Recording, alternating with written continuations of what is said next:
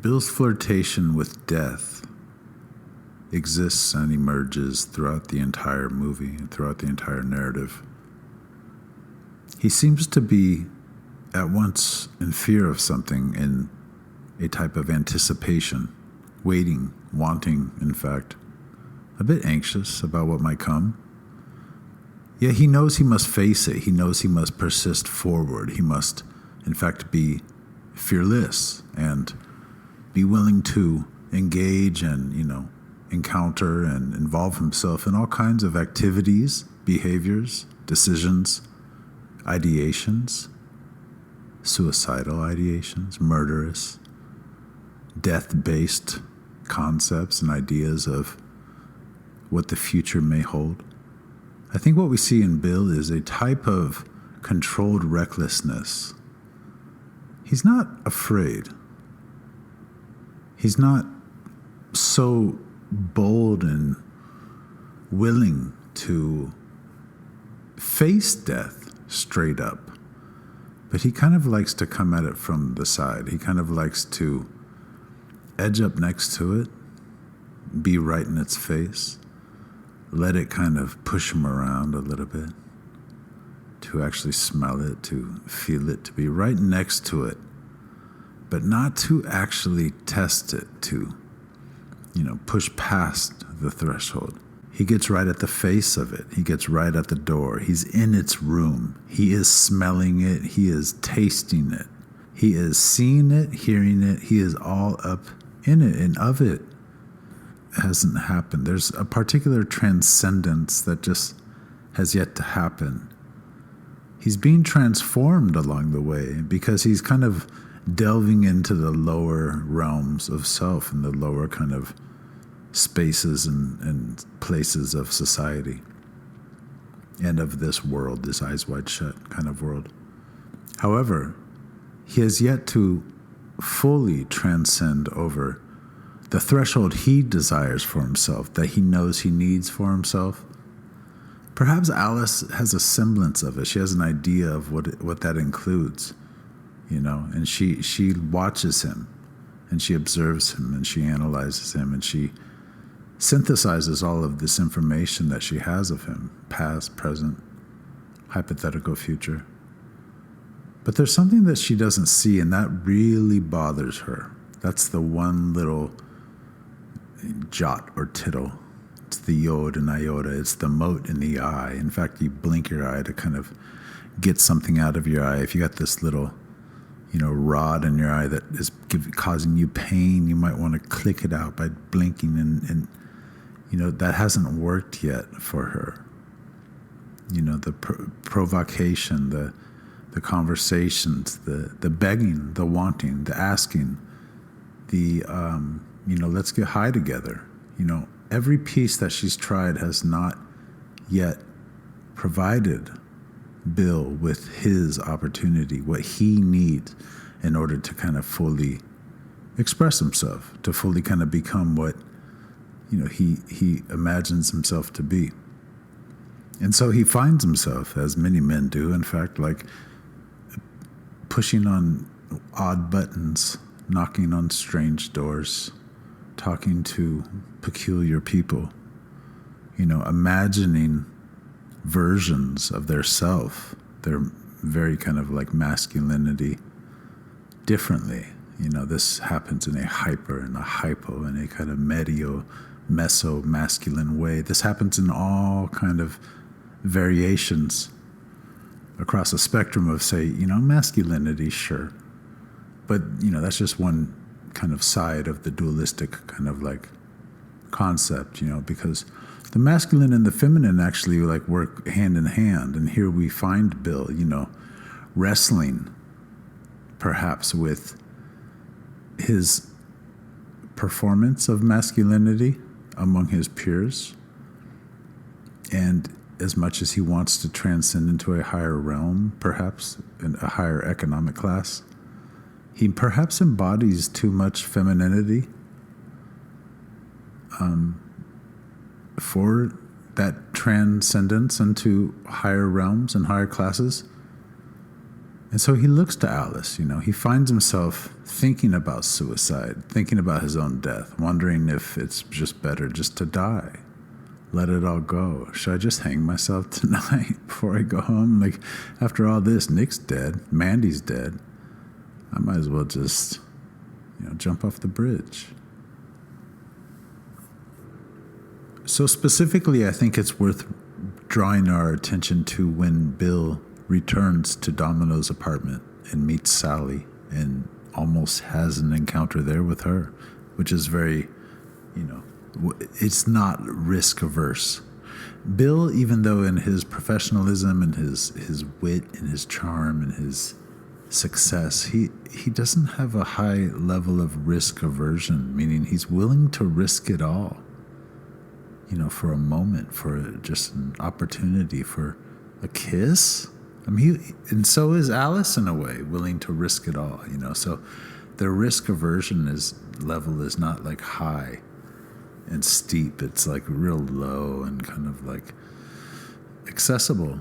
He's willing to risk it all, and so when we think about him going to Sally and then leaving Sally, which is Domino's roommate, and Sally implies that Bill and Domino actually had intercourse. They actually had, sex, relations, without protection perhaps, and thus the knowledge of Domino.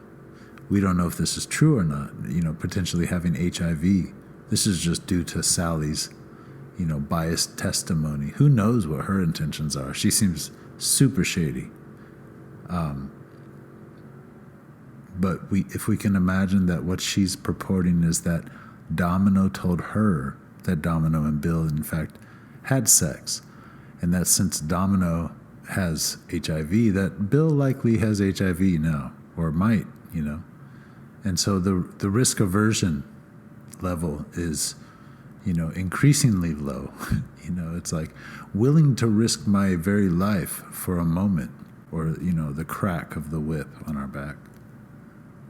But more specifically, when Bill leaves the apartment and he walks out into the street, he's at a particular point now we can only imagine, like psycho-emotionally and in his very kind of like perception of who he thinks he is and what he thinks he's doing as man, as human, as, father, husband, individual, is at odds, is totally like, turning in on itself, is complicated, is becoming more and more like ever peculiar.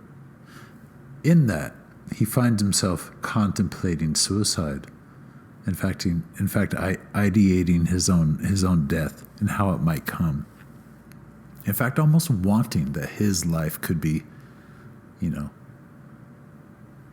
exchanged for that of Mandy or Nick Nightingale, or even perhaps Domino. I mean, or whomever from Bill's past that we just simply don't know about. But we see him here, and what we see with the technique Kubrick is applying, in my humble opinion, with this dissolving kind of scene-to-scene imagery, we see these lit-up buildings on this, or these lit-up rooms, what we see is these lit-up spaces on this building afar off. And then as the dissolve happens, we see these lights, which don't seem to make sense. Like, why would all of these lights be on in a row on one side of the building? Maybe it's a parking garage. Maybe all those lights are for the stairwell going up or the elevator space. But what those lights really look like when the dissolve happens is they kind of metaphorically take the place of a rope, like a kind of white rope that's in fact perfectly positioned around Bill's neck. And that he's done. He's dead. There's nowhere else to go. He might as well jump off the bridge, And he's thinking about it. And this isn't the first time he's thought about it. In fact, I would imagine that, old Bill Harford has probably thought about this multiple times in his life as he's, pursued and sought to attain levels of, privilege and authority. And he's attained them.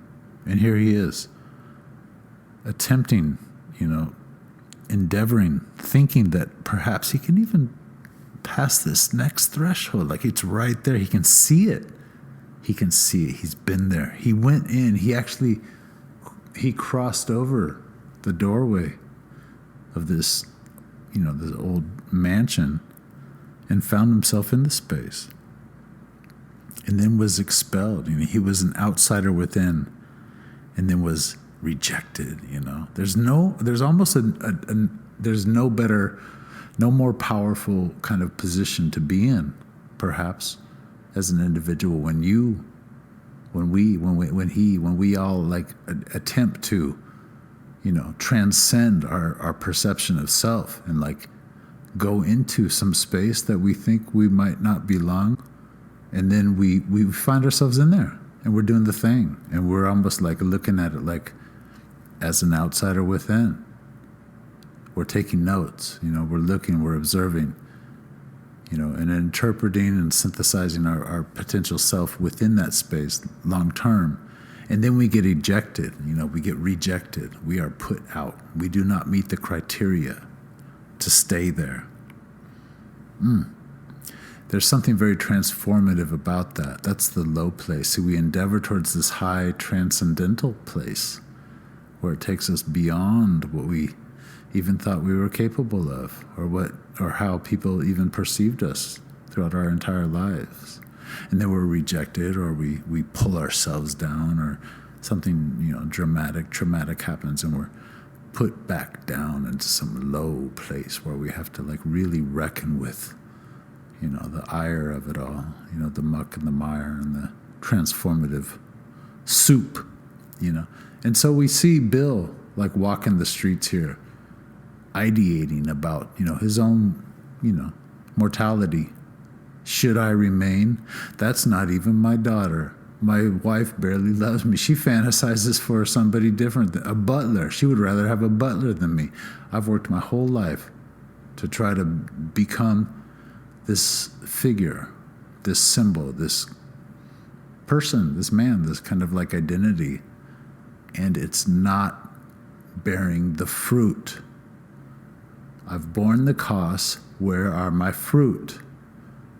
And so thus the head of the, the egoistic like mammal, cognitive linguistic mammal becomes like a fruit, becomes like a cherry on a stem, or, some apple plum hanging from a branch. And this is where Bill finds himself.